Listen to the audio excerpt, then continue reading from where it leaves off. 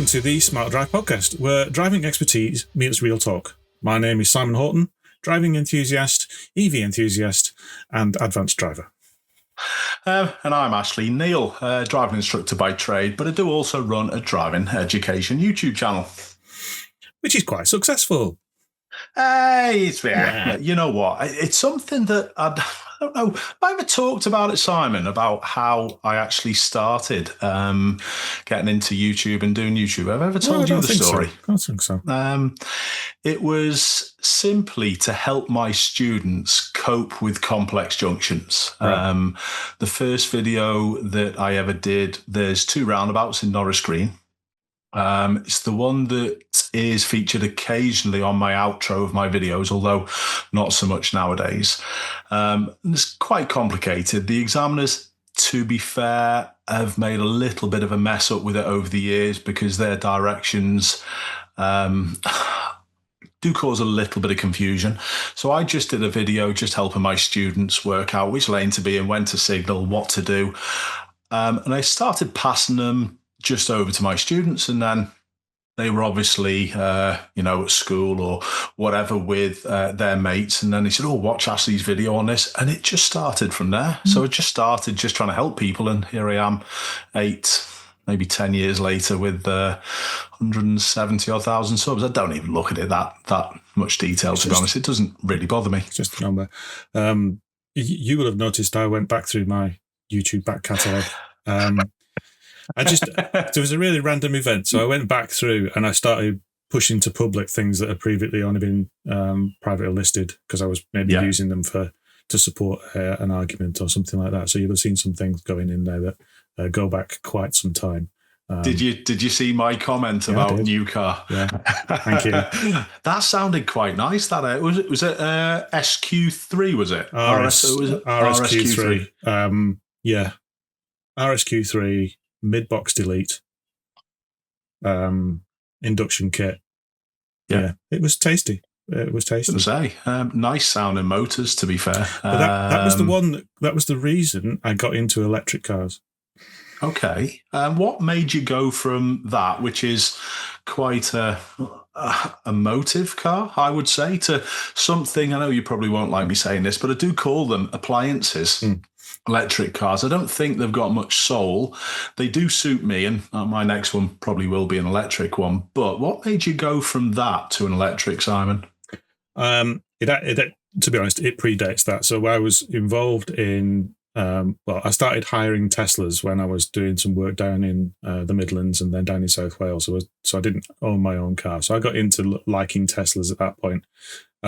So I was already well familiar with it, but decided they were too much of an appliance, something else. So I thought, if I'm going to make the leap, it'll be into something different. Yeah. As it transpired, the RSQ3 was a bit too much of a hoonigan car. It's worse than my Focus ST, that, to be fair, doesn't it? Yeah. But it actually attracted the wrong type of attention, shall we say. And I don't mind disclosing, we were burgled one night. And they were after the keys. So that was a decision that we just said, we don't really want this hanging around. You're right. So I swapped, and it was one of those serendipitous moments where literally on the day I decided that I was going to ship it on, I went through the Auto Trader ads and went, I'll see if there's an I-Pace. I probably can't afford one. And one in the exact spec I would have spec'd if I was buying one from you was up for sale. And at a good price. So I managed to get it. That's mine. Fair play. Yeah. Interesting. Just going back to that potential problem of people breaking into your house, it is something that I was conscious of with the Focus ST. It's part of the reason why we've got this security around the house as well with all the cameras. But I've got a ghost immobiliser fitted on my Focus. And interestingly, although effectively, if you still wanted to pinch it, you could pick it up and put it on the back of a flatbed. It's quite difficult to pinch with a ghost immobiliser on. Insurance costs weren't changed whatsoever with this immobiliser on. So I had a similar thing when I got the Q6, because I thought, I'll put a tracker on that because it's not got the same level of tracker that the I-Pace and the Kia had. And the insurance company went, yeah, you can do. It's not going to make Doesn't make a difference, though. No. No, interesting. It's interesting that, you had that moment to switch across to an electric vehicle. I may have had that moment already with my Focus, Simon. And it's over this last week or so. I've been having problems with my hips and knees a little bit. And I think I've worked it out. I think it's the Focus ST seats. Really? Because I've been Not driving just my... you're getting old. Nope. I wish I could blame it on that, to be honest. But I think it might very well be the Focus ST seats. I've just had a little tweak of them. You can change the side bolsters. But I think it was probably my big fat ass just being a little too wide for the pinch that I had on it. And because I'm sat on a funny angle, don't forget, doing the job that I do. You sit sort of like that all the time. It was causing me issues, stopping me sleeping and bits and bobs. But I've driven the Volvo quite a lot. I actually went over to Knutsford last night to go and pick up a new set of wheels from a Volvo that I bought off eBay. A matching set, so I've got 4 the same, although they're not on it yet. And I did a little bit of a video on the way across, just how to drive like a driving instructor, and in relation to 115 brake horsepower Volvo 13-year-old 150,000 miles car compared to a newish one with 280 brake on. Yeah. Well, let's face it, some of those horses will have escaped over the years as well. Yes, absolutely. But it is still okay, to be honest, this Volvo. But one thing I did say, I'll just like the comfort of the Volvo. And I just don't know. I think quite soon, although I did have it in plan to keep the Focus for quite a long time, I think I'll probably get shut of it sooner rather than later, to be honest. It's interesting. Volvo seats have always been like the best. They're kind of renowned comfort for being the very best, and not just the safest ones, but from a comfort point of view. But it can make such a difference. I had it was a Skoda, should say now, Octavia. Yeah.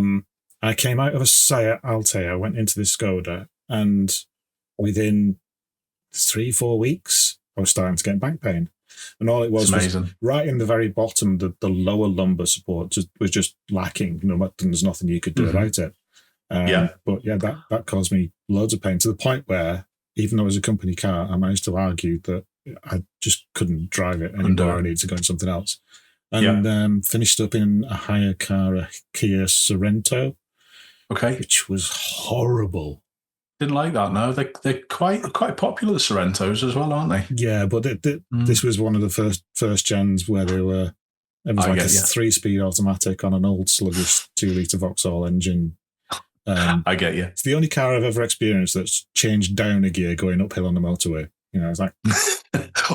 that just on that, certain things that you say just spring me into life. I was doing a part 2 training session with someone the week 10 days or so ago. I've got a Mazda 2, and it's a 6-speed box, but it's got very little power. And I was saying to him, why aren't you putting it into 6? Fuel efficiency and all that. And he said, literally, if you put it in 6th, if you're doing 65 miles an hour, you put your foot down, it will not accelerate. And it didn't. It was that underpowered for 6th gear. It was rendered useless. I've never been in a car like that. And I was quite surprised, to be honest. Have you ever come across anything like that? Yeah, I hark back to probably one of the first cars I drove was my dad's Sierra, 1.6 Sierra. And that was another one where it was a 5-speed box, but you would have to knock it down to 4th if you came to a hill on the motorway. But tend to avoid the low-powered cars, don't we? By choice. Yeah, you're right. But this is a modern car, Mazda 2, and I was just blown away that the manufacturers has just probably put a generic gearbox in there, and it's just not enough to pull the car uphill. I was a little bit shocked with it. Before we go any further, I know I've just preempted Simon about this. I would just like to have a quick point just on the unfortunate news of Diogo Jota, the footballer who's died in the car collision over the last 24 hours.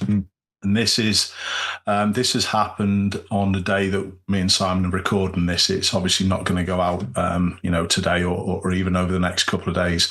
But I did just want to have a little word on this. Two things that are, hold dear to myself. My two professions, footballer and driving instructor, and obviously the road safety plays a big part. It's just saddening to see such a loss of any life, and it's not just because it's a footballer. It's anyone. It's just terrible that, such a young person leaving, young children, and he's recently married, has lost his life. I'm not sure of exactly what happened. I know there's potential. Well, there's a few reports of a tyre blowout and a fire, but it's just such a horrible situation and saddening. I just want to say to people that, driving is a really, really important thing to get right. Our lives are so fragile and so precious. Just look after yourself in whatever way you can. And that's really all I wanted to say about it, Simon. No, and you're preaching to the converted with me. We recognise that having increased our skills as a driver is ultimately to make us safer. Yes, and that's what that's what brought us together in this conversation. That's right. So, that's right. And it's I don't know whether it's just where I am with my sort of driving and probably my abilities, and there's no ego within that. But I'm thinking, how do you get yourself in that situation? If it is a tyre blowout, the car can become unstable, but what was the speed involved? I'm always thinking, what could have been done to stop that situation? I know you understand how I work, but it's just so sad. It also brings me on to just a little point. We'll quickly move on from that. We don't want to bring the sadness into this. It should be quite a positive chat about driving. So we'll leave that there. Rest in peace, the poor guy. But it just brings me back to insurance costs when I was a footballer. What would you say, compared to my friends having similar vehicles? Say if my friend paid £1,000 to insure their car back then, what do you think I was paying, being even a trainee footballer and a YTS footballer? What do you think? How many times was my insurance multiplied by? Well, I mean, it's a leading question, isn't it? Because to my mind, it doesn't make you specifically more of a risk in any of the insurance matters, but you're probably asking the question because it was a 2 times multiplier, or maybe even more. 3.5, 4 times. And the thinking behind it, and I've seen a couple of bits on this nowadays, recently as well, that it's not necessarily the risk of me driving, but it's who I have in my car. So say if you have one of the first team guys in your car and then you have a collision that's your fault, and then someone unfortunately loses their life or loses the use of one of their limbs, they're then life as a footballer, career ending. Yeah. And then there's a liability because that particular player is an asset to the football club. So that's one of the reasons why it is astronomically expensive. So you see these young footballers. I saw a little video on a guy who I nearly taught to drive. It didn't quite work out. In the end, I think he went to an automatic, but I nearly taught Curtis Jones, one of the Liverpool players, to drive. I've seen him rocking around in a Lamborghini Urus. He's only a young lad. That must cost him. It wouldn't surprise me if it cost him £50,000 a year to insure that thing. It's crazy, but life of a footballer, £50,000 like pocket money, really, Simon, isn't it? I know, it doesn't buy you taste, though, does it? An Urus. Don't you like the Uruses? No. Oh, God, they're ugly. No, not a fan at all. I'm not sure it would be a vehicle that I would think about getting, but there you go. Have you been up to anything else, mate? Have you been any trips in your car? No, it's been quite quiet actually in terms of anything. Not really any distance done in it. I lost it to Carla for 2 days this week because she's used it to go to work in because her Kia's in the garage. Okay. Does Carla like driving it? Does she, mate? It depends on the circumstances. I don't think she's a fan of driving it to and from work because she works in the Badlands between Bradford and Leeds, and it's not great for the quality of driving around there, should we say. So I think she's a bit wary of driving something that's much bigger than hers and considerably more expensive. But she's driven this car way more than she drove the Kia already. So, I'm quite pleased about that. Good. So she's her car's in the garage because of the air conditioning stopped working again. Obviously, in the middle of a heat wave is the ideal time for that to happen, and parts are on back order. So who knows when we're going to get that back.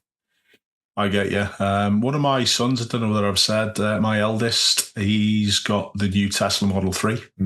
I haven't had a chance to have a go at it yet. I will do, because I'd like to have a little go at the gear selector and see how intuitive it is at picking up what I wish to do. But it's interesting that his fiance uses it quite a lot as well. She loves it.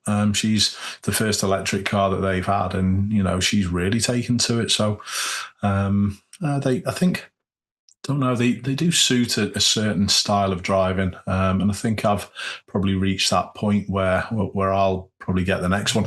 I did go and have a look, just going back to Volvos again, go and have a little look at the new EX90s a week or so ago, Simon. Tell you, they're nicely put together things. They are quite impressive inside them as well. And if the local evidence is anything to go off, they're in stock awaiting buyers because there's no one wants them. Yeah, there's a few wrapped versions in the local lot round the back of one of the garages here. So they must have ordered a load in, but no one wants them. I must admit, I did say to the guy, I said, how long, is the wait on one of these? He said, you can have one virtually straight away. But even looking at, X demos for 20% less than, the retail price on them. It's I don't think I'd go new, if I was honest, Simon, if I bought anything like that. But it's too big for me to use for my purposes. I'm just thinking of a Cali wagon. That's all, mate. Yeah.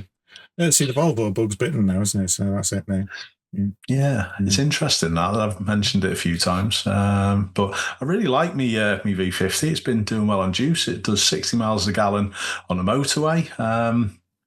Did I have it serviced and MOT'd since I saw you last and spoke to you last? This is probably, I'm not going to say anything because I don't think that audio version of this will come out on Monday. No, I'm not saying anything. Well, it had an MOT and it's been in for a service. I've had a couple of stone chips done in the window that are picked up on the driving away home. A lorry spat 2 stones at me. That process is quite interesting. The fella came round the other day. A chip repair. A chip repair. And I just said, you don't mind me just having a nosy about what's going on. It's really interesting. Creates a vacuum and then effectively pulls the resin in. I was like, well, mate, don't you let me have a good look at it, obviously. Have you ever seen that done, Simon? Yeah, because I used to be quite a high mileage driver. And it was in the time when they brought that technology in, and the insurance companies are going, just get it done. We'll pay for the chip repair because there's no point us having windscreen replacements done unnecessarily. He did say to me as well, this is a little point, could apply to your car. I know it did apply to my missus's car as well, that he said to me, if you ever have a windscreen done on your missus's car, make sure you have original equipment because it can affect returning them if they are on a finance agreement. Don't know how true that was, but it's what he did say to me. And he seemed a pretty knowledgeable, decent guy. So it's an interesting one. Would that have crossed your mind, Simon, to have maybe a different manner? You'd say if you get 2 choices, one windscreen's going to cost you your excess, but the original one's going to cost you excess plus 100 quid. Would you pay that extra 100 quid to have the original Audi glass in it? I think maybe after me saying that, it might be the case. It's one of the, I'd never considered that I would even get an option. To me, it's like you go to your auto glasses of this world and you say, replace the windscreen and they go, that's standard. It didn't have a smoke top. Do you want a smoke top? Or, that's the limit of the options that you get. But in most cases, it's just take what you got. Interesting. Never considered that. There were a couple of options as well when I did get this repair done. I'd just like everyone just to be mindful of this as well. And it was auto glass. It came straight from my insurer, which is Admiral. They put me straight through to the auto glass website, booked it in. And I had 3 options. I had, it was sort of like booking a plane ticket. It was economy, normal, and then premium. Economy was just pay your excess, which mine was 25 quid, and you just get the stone chip done. The normal one was you get wipers and you get this and that. But effectively, it was just wipers on top of the repair that I got done. And it was £49 for a set of front wipers from Autoglass. I couldn't get over it. To be fair, I thought that's a bit of a scam. So if anyone's getting windscreen chips done, don't get conned into premium and paying 50 quid for a set of wipers. Just go off, get them somewhere else. It's a pretty nifty upsell, isn't it? Because it's one of those things, again, depends on how old you are and where you've been, but wiper changing used to be the laborious finger-losing exercise you'd try on a rainy Sunday. Now they just click in and click out. They do, yeah. They do. Much better. So that's what I've been doing, really, mate. Well, we're on the subject of wipers and glass. One of the things we wanted to talk about, or I wanted to talk about, was the pre-drive checks. All right, I sort of went down this rabbit hole of, I got a little brain nugget going round, and I was thinking about, so when I did my advanced driving on and all that sort of stuff, they were talking about doing the pre-drive checks before you set off, and they had the acronym of power it was then, and then that has evolved to powder and powdery. Yeah. So for people's benefit, that's petrol, oil, water, electrics, rubber. I don't. Is that what they put? Okay, sound. Yeah. Okay, make sure you're all right. Yeah, sound. Do that at the end. Anyway. But of course, that doesn't apply to an EV because it ain't got petrol and hasn't got oil and maybe some water in the washers and things like that. So it got me thinking, is there a different acronym that we could do or something like that? So I came up with one, and I've put together a video to accompany this, but it's not of a good enough quality to publish. I'll get around to that at some point. But I came up with watch. Okay. So that's water. Yeah. So yes, check your washers, and in some cases you may have the ability to check the coolant level, depending on what manufacturer it is. Yeah. A for auxiliary. So that's all of your auxiliary electrics. Indicators, lights, warning lamps, that kind of thing. Yep. T for tyres. Yep. Because that's the only thing you need to check. And coming back to our conversation earlier about your footballer friend, that's, again, making sure your tyres are in good condition because it's the only thing that touches the road before you set off. C in the watch for charge. Is your state of charge sufficient for the journey that you're doing? Or do you know where you're going to charge on the journey that you're going? Yes. That's could that include, sorry to just break in, could that include as well maybe if there are charge cards or payment for that as well? I suppose you could stick that in there as well. Yeah. It's preparedness, isn't it? Yes. If you can go back to our original conversation. If you can reduce the cognitive load of your journey by being a bit more prepared when you set off, then you can relax a bit more. So the H, H is health. So okay. So while I don't like the self-reflective you, H in general is the health of the driver and make sure, but also a physical health check on the vehicle. So you've done a walk around. Is there any bits hanging off? Is there any body panels? Is the doors all shutting? All of that kind of stuff. So I think it kind of covers that. It's not for going anywhere, but it's helped me to just reset and go, I should be doing these checks before I set off. Yeah. And particularly now if I'm, in some cases, sharing the vehicle. Yeah.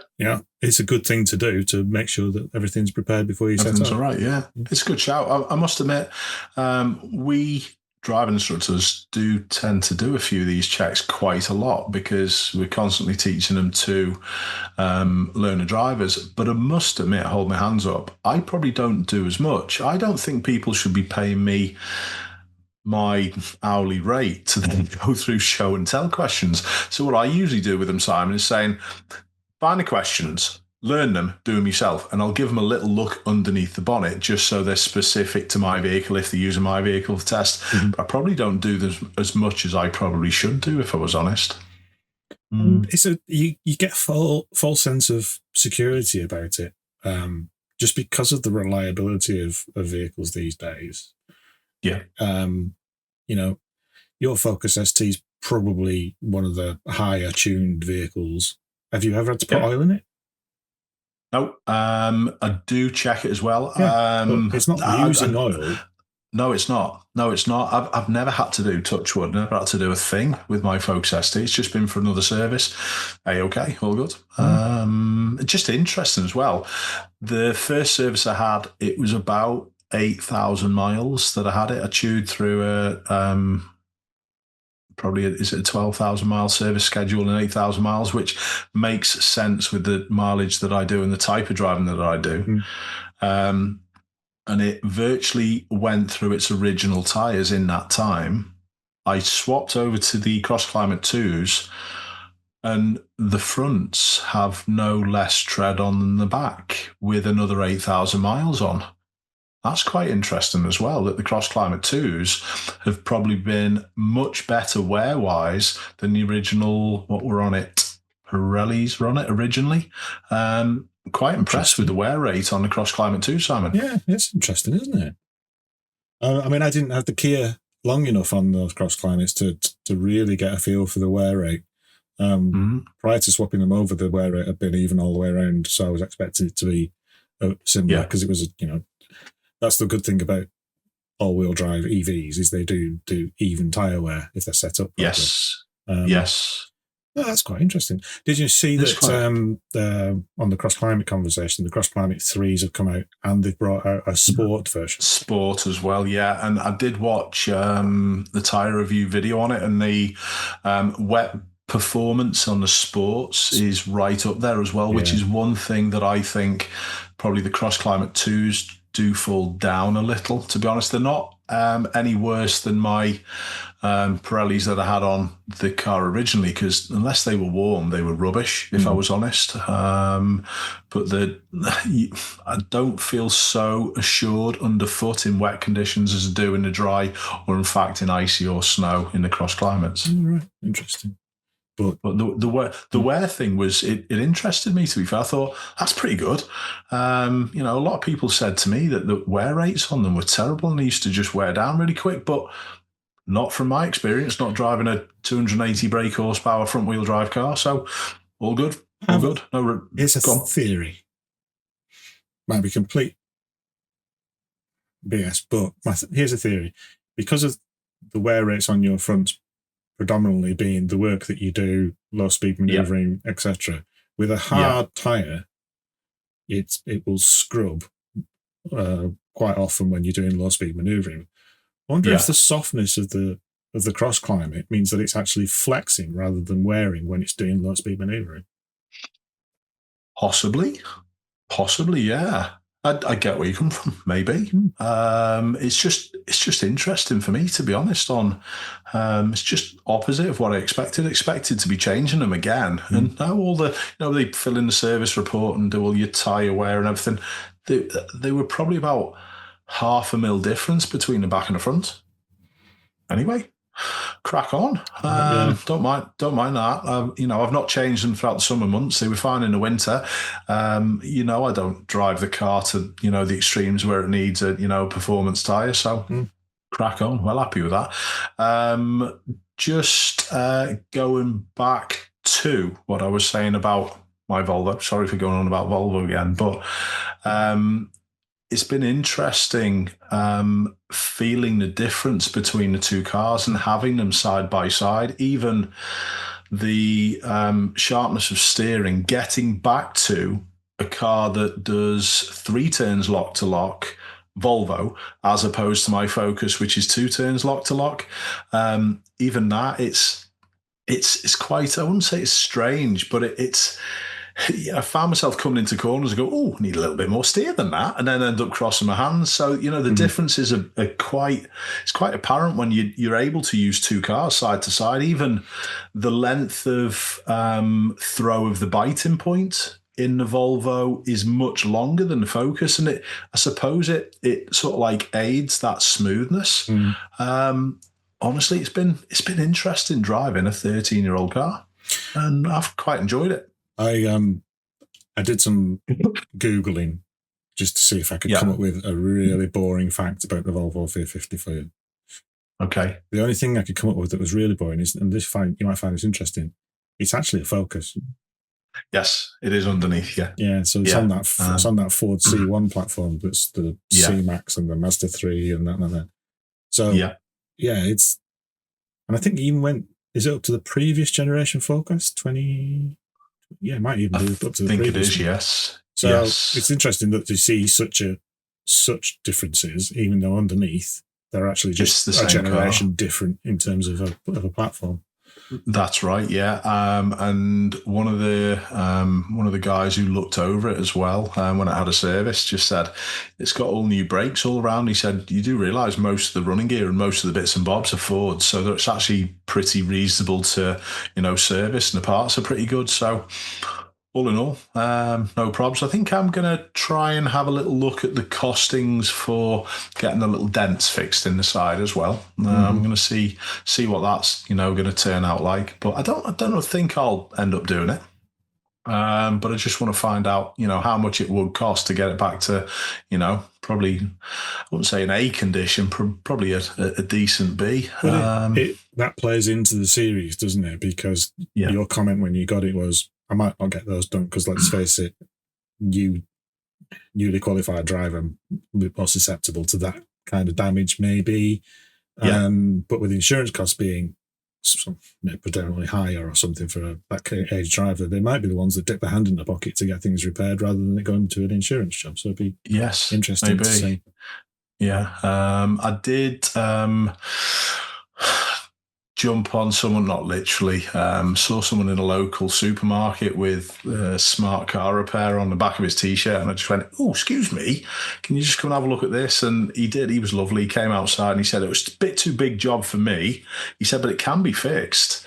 I said, I would have thought it would have needed 2 doors. He said, no, not necessarily. He said, that could be pulled. So it is fixable. It'd just be interesting to see what it would cost. But yeah, all good. All good. You're up to much over the weekend, Simon? Up to Cumbria to see the father-in-law this weekend. Cool. So loading the dog and all the gear in on Saturday morning. Cool. Yeah, that's just a family visit. Nothing particularly exciting. We had... I know you came over to see the Carl Lane Dog Show earlier on in the year. They had their follow-up one where, thankfully, I wasn't a judge. Interesting to see the lady who did judge it this time. She was just like, see the dog, see the dog, see the dog. I think I probably didn't get asked again because I spent too much time saying hello to all the dogs. But I took Callie into one of the little sort of competitions. Best rescue dog she won, mate. So awesome. I was well happy with that. It was like a proud parent. Yeah. So there you go. So that's what we did. That's what we did at the weekend. What have we got on this weekend? We've got again a dog class, a training class for Callie on, is it Saturday or Saturday? I think it might be the Saturday after, thinking about it, but no, nothing planned. I've just got plenty of work that I need to catch up with, but it's what it is. It's the nature of the beast, I think, mate. I've made some modifications to the Q6. Oh, okay. If you hope you've told your insurance company, mate, or doesn't it? I don't think this warrants it. Go on then. It's too clever for its own good because it's got rear occupancy detection in it, which says if there's just the self-carler in it, then it doesn't put the climate controller in the rear. Unless you go 2 menus deep and turn it back on again. It's fab. So I just thought, with the warm weather, he's getting a bit warm in the boot. So I've put in 2 100mm fans that are mounted to the dog guard, one pulling and one pushing. So it's circulating. Breaks that flow. Ah, good. Does it work well as well, does it? Yeah? Yeah, it seems to. Not bad. Yeah, it's in it. I had a couple of alarm triggers just after I'd installed it, and I figured out that I've got it powered off a USB in the back seat area, but that must power up at random points, like 2 hours after the car's been parked up. Get you. Okay. So it was creating airflow while the car was parked, and it was triggering an alarm. Causing the alarm. So a bit of an inline switch, and it's all sorted. But good effort. Good effort. That's not going to affect warranty, is it? No, hopefully not. No. Should be all right with it. Yeah. Do you think someone did ask me a question as well with going back to my odd wheels on my Volvo? I didn't tell the insurance about those odd wheels. Now I know I've purchased it like that. How would you go with this, Simon? Purchased it like it. They're all original Volvo wheels. Would that be something that you would go off and tell your insurance company about, that it's got different wheels on? I don't think so. No. I don't think you need to go that in depth with it. I think if you do change your wheels and put an aftermarket set on, yes, go off and tell the insurance company. But I thought the same. A couple of people commented on the video about that. Hope you told your insurance company, and I didn't. So this actually brings us on to the next thing. So they are Volvo OEM wheels. Yes. All the same size. Yes. They're just a different pattern. Yes. Yeah. Yes. And different pattern, and they're on the same axle, so that we've got two the same on the front axle and two the same on the rear axle. So there shouldn't really be any issue, should there? No. So how would that progress then? So let's take the Q6 as an example, because this is one of my potential fixes for this noise, is to change the wheel size and go down from a 21 to a 20. Yes. Would I inform the insurance company if I'd gone from a 21 to a 20, even if I put Audi wheels on? Again, I would probably, just to be safe, probably say yes, do inform them. But you could have ordered that car, that same vehicle, just with the smaller wheels and not told them anything. Yeah. So would they know any different? Does it say on your insurance policy that you have 21-inch wheels on this particular vehicle? No. And the way I was thinking about it is, if you wanted to put a set of winter tyres on it, most people, when they put a set of winter tyres on it, have a separate set of rims. And in most cases, they get a smaller size because they want to put a higher profile tyre on it. Yeah. That's an interesting, it is an interesting one. I do have a contact who has been in the insurance industry, and I have had a chat to him recently, and he said, listen, Ash, any information you want on all the sort of like tricks of the trade and bits and bobs, he's more than happy to have a good chat with me. So it might be an idea to write a few questions down, and I'll put it to him, and that'll be an interesting one, that as well. Let's do that. It would be an interesting one. So that's the next step with the Q6. I'm going in on Tuesday. And into the workshop. They're going to take the 21s off, put some 20s on from one of their demonstrator vehicles. I'm going to take it out, see if it makes a difference and it improves it. Yeah. Pretty certain it will. Will they pick up the tab for that, do you think? No, you'll have to buy another set of wheels. Yeah, there may be some negotiation, but I don't think they are obliged to do that. They're helping me out to do some investigation, research, if you like. So that would be... that's one option, so that's going to cost me a bit. The other option is to swap into a different vehicle that's got air suspension on it. That's a much more expensive option. Yeah. It's a shame that with such a premium vehicle as well that Audi haven't sorted that. Surprises me a little as well. That is there a lot on the forums about that same issue? I know you've said it is on the forums. Is it a common problem with just the 21s on that particular vehicle without air suspension? Yeah, and it's always that. It's always, some people say, well, it's noisy, isn't it? I suspect some people are a bit more attuned to it. It may be a frequency that's just grating on my nerves. It may be that my car is worse than others. don't know, but definitely there is a general running consensus on the forums that the the Q6 Quattro on 21s, steel suspension, you get this noise. Okay. Interesting, mate. Where do you think I should go then if I was looking for an electric vehicle? I might, to be fair, look at something that Callie can possibly get in the back, because you know that I'm not going to put Liz's car on the channel.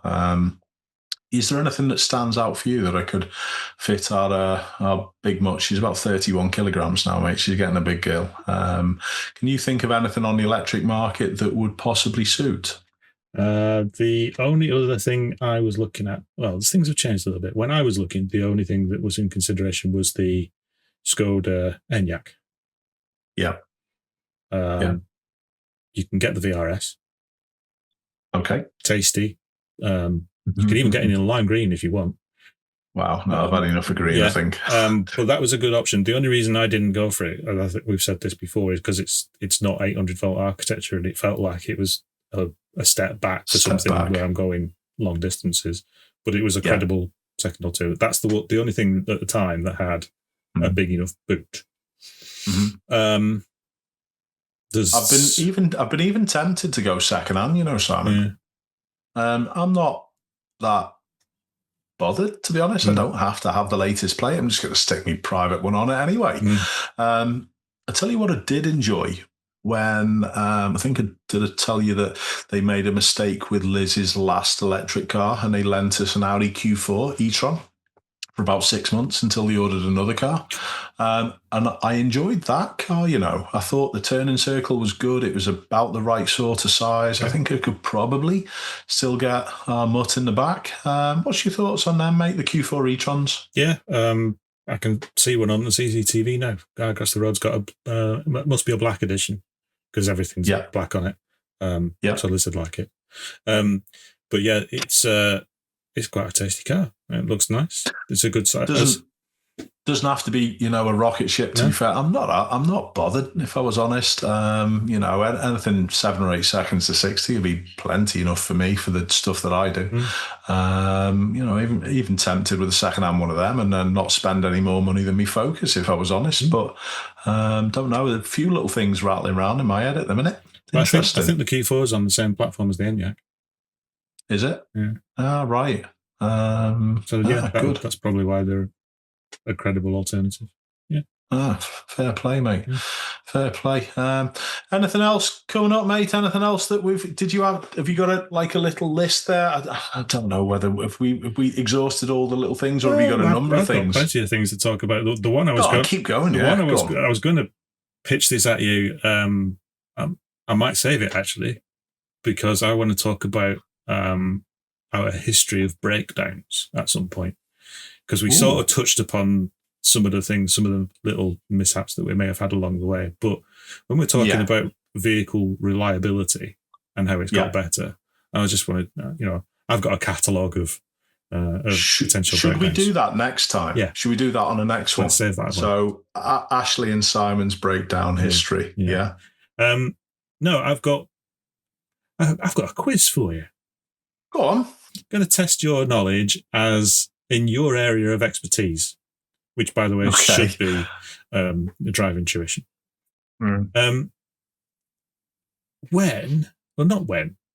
Which country had the highway code and driving examinations first?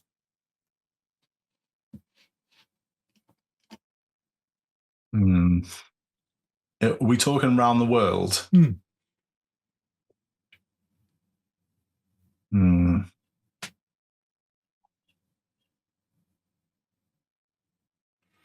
If I said we did our first driving test was 1934, and it predates that by 35 years, so 1899.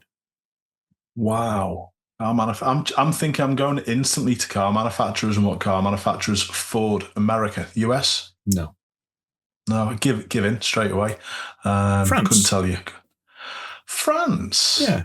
Wow, that's interesting. When did they start? When did was it? has Citroen been going along that long? Yeah, I mean, obviously they do have some of the oldest car manufacturers over there. So Citroen and Peugeot, the ones that came out of the steel manufacturing and places like that. So they were some of the pioneers in that area. But it does surprise me that they're not the most renowned for the best drivers in the world, the French, but they did since 1899. That's interesting.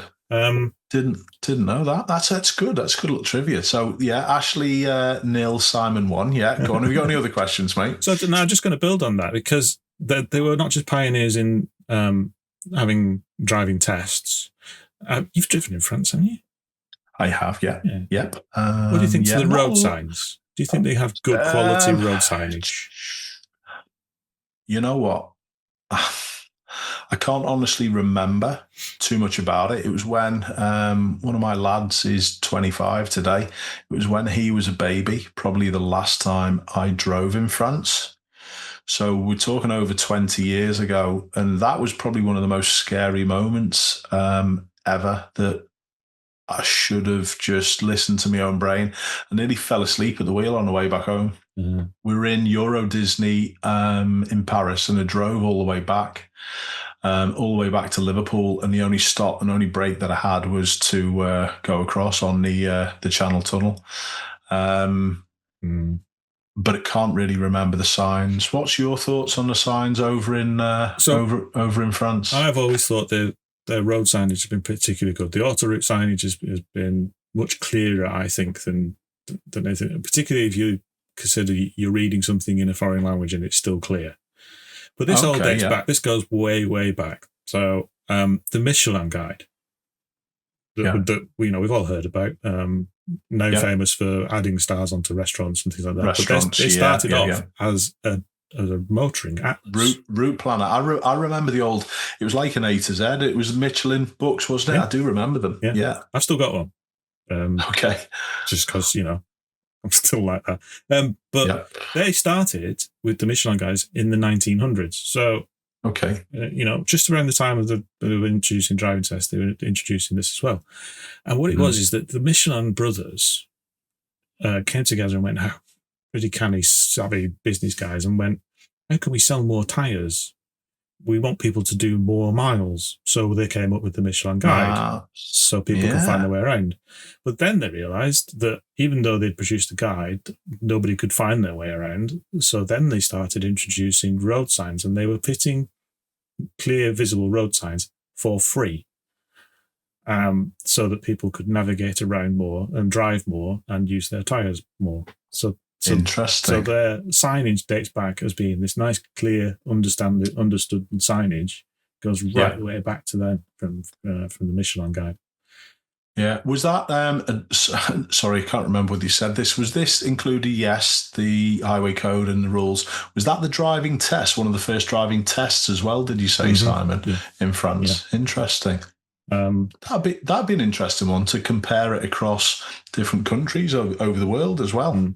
When they had the driving test. I was starting to look at this. I went down a bit of a rabbit hole one lunchtime, and I was thinking, what can we talk about? And there's been a lot of driving test normalization because of European regulations. Yes. I was trying to find out what the standard of driving test was in Romania, because I passed my driving test in Romania in the early 90s. Okay. Have you passed one in the UK, or is it just a Romanian one that's been transferred, Simon? No. I'd already passed my British driving test because I passed 18.9, and I went to Romania for to do some youth work out there, and as part of travelling around, just for giggles, you went and did it. Went and did a driving test, but it also meant I could buy a car.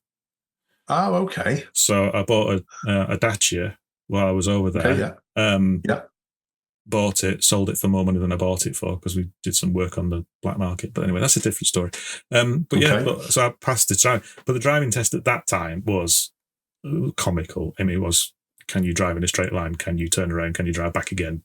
Do you know which is left and right? It was really simple. Yeah. So they would have had to come from that level to a competent European level, in quite a short space of time, really, I would imagine. So yes, I do know a little bit about the US test. I did a little bit one of the times I was over there with, did you say any of the driving instructor that I went to go and see in New York? Yes. That did a little bit of drive around with. So I know a little bit about the US test, but that's a joke as well, if I was honest. For such a supposedly developed country, I think what they do with their driving test isn't suitable.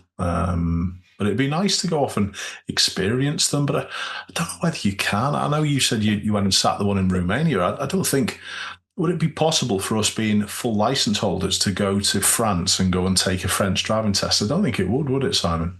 I don't know. You know what?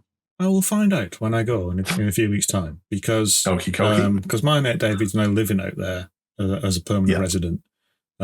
So he's got French citizenship. He's now got a French car.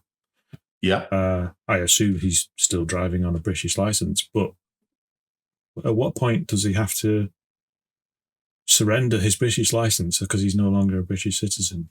I'll find out. See what he does. Interesting one. Yeah. It is an interesting There's probably one. some conversion path, but yeah. I would laugh if he had to go and sit his driving testing. Yeah. Liz's brother, who's over in the US in Florida. He's now got his green card. He's obviously a US part US resident. He had to go off and take his US driving test. And he said it was an absolute joke. That's where I found most of my information from. But it would be interesting to go off and sit one and see what it's like. Imagine if I did it and failed. That'd be funny, wouldn't it? Oh, good effort. Hey, it would be good content. It would be good content, but we don't just do things for content. We do it for educational purposes. We're not influencers, but no, absolutely right. That's a good one. No, and to follow up on that, please let me drive the Focus before you decide to get rid of it. Of course, I'll come over quite soon. I've got a little bit more time off, to be fair. So I'm away on holes soonish, but only for a week. I've got a wedding in a week or so, to be fair, on a Friday. This month's going to be out of the question, but probably in August sometimes. I might even have a little bit of period where I have the two vehicles, to be honest. Makes sense. Don't know yet, but I don't know. My old hips and foot. Tell you what it is as well. It's worse. It's my standing leg, not my kicking foot, that's the problem. And that's quite common in footballers, because your pressure comes through your left leg that plants, and the right one obviously swings and kicks the ball. So it's the standing leg that's given me a bit of jip. My dad's had a hip replacement. My mum's had a hip replacement. So don't put any money on me having to have a hip replacement sometime soon, because you probably won't get a decent rate anyway. The bookies won't be giving you much money. That seems fair. Seems fair enough. Okay, cool. Well, should we wrap things up for this time? I think so. I'm looking forward to the breakdown stories. I'm going to have to rack my brains and see what I can remember for next time. But I'm looking forward to that, Simon. Absolutely. I've got a filing cabinet next to me, and there's at least 2 folders in there of documented history of problematic vehicles, shall we say. So I've got some corkers to come up with. Good. But, let's kick off with that one next time. Good effort. As always, it's been an absolute pleasure, mate. We welcome feedback, don't we? Absolutely. Always, whether it's positive or negative, we actually don't care. We just like feedback. Let us know what you think. Yeah, we do. All right. Thank you for listening, stress watching / commenting, and we'll speak to everybody quite soon. Keep safe. See you soon. All right.